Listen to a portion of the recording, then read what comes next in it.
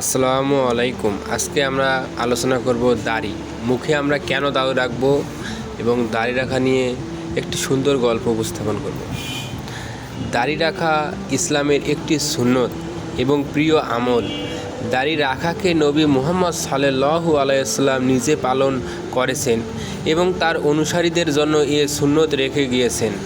দাড়ি রাখা একজন মুসলিমের জন্য তার বিশ্বাস ও আত্মপরিচয় প্রকাশের একটি গুরুত্বপূর্ণ অংশ।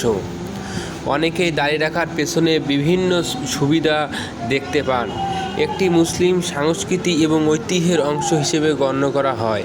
এই দাড়ি একজনকে আরও গম্ভীর ও শান্ত স্বভাবের হিসেবে তুলে ধরে, যা মানুষকে আরও শ্রদ্ধাশীল দৃষ্টিতে দেখতে সাহায্য করে। এই দাড়ি রাখা নিয়ে একটি ছোট্ট গল্প বলি, সবাই মনোযোগ দিয়ে শুনবেন। একবার এক যুবক নামাজের পর মসজিদে বসে দাড়ি রাখার বিষয়ে চিন্তা করছিলেন।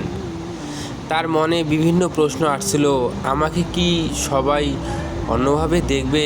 আধুনিক জীবনযাত্রার সঙ্গে এটি কতটা মানানসই হবে? এই চিন্তাগুলো মনে আসতেই পাশে বসে এক প্রবীণ ব্যক্তি তাকে বললেন, বাবা, দাড়ি হলো শুধু বাহ্যিক প্রকাশ নয়, এটি আমাদের অন্তরের শক্তি, বিশ্বাস ও ইসলামের প্রতি শ্রদ্ধা প্রতিফলন। এটা রাখলে তোমার ব্যক্তিকে আরও গভীরতা ও প্রশান্তি আসবে।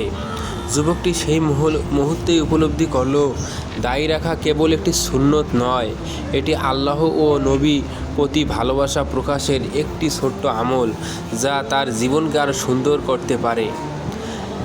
দিনী ভাই ও বোনেরা, আপনারা সবাই যারা দাড়ি এখনও রাখেননি তারা দাড়ি রাখবেন। দাড়ি রাখা সুন্নত, এটা প্রত্যেক নবীর একটা আমল ছিল।